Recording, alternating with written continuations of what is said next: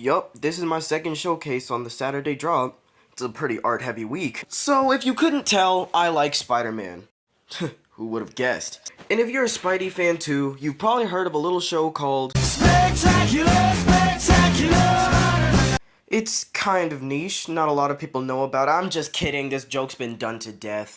Everyone knows about Spectacular by now. I've seen some of the figures and they look awesome, but seeing as they're like $300, can't really get them. Get those wonderful toys. And since I have literally no money, I've decided to take matters into my own hands. So we start off by getting our model off of Sketchfab.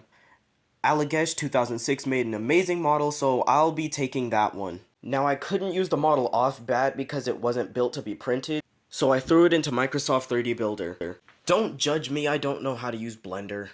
I edited the model so it'll be easier to paint later, and you can get that through the Thingiverse link in the description. Next, I threw it into my slicer, and now it's on to the fun part. Here he is off the printer. Next, we cut off the supports and get rid of the stray bridging between his legs and arms. Now, I use a nail file because I don't have sandpaper. Yes, I am broke. Why do you ask?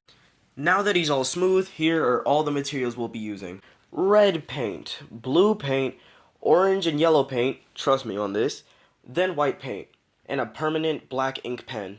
First, paint him red. All of these areas are indented on the model, so you'll know where to paint. Start with his little boots. Next, paint his torso. And don't forget to get that little spider on the back. Then his hands and the stripes on his arms. Next, you want to paint his mask, and trust me, it'll be easier for you later on if you leave his eyes unpainted. Leave him to dry for about 30 minutes to an hour, and now it's on to the blue. You want to start with the pants, leggings, sweatpants, the bottom half, okay? And then paint the blue areas of his torso.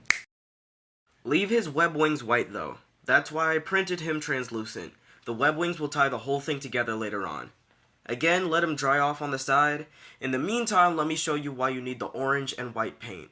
As you can clearly see from these images, Spectacular Spider-Man has sort of an off-white, yellowish type of lens compared to the rest of the Spider-Man, instead of straight up white. It's even more apparent in the toy versions. And I think it's awesome. It reminds me of the TASM 1 suit, and giving Spider-Man different colored lenses sets him apart from the others.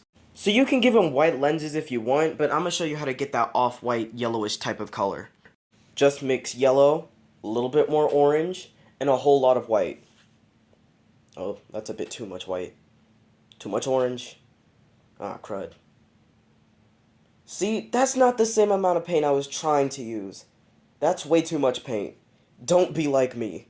Regardless of our waste of materials, it got the job done. So let's give Spider-Man his lenses.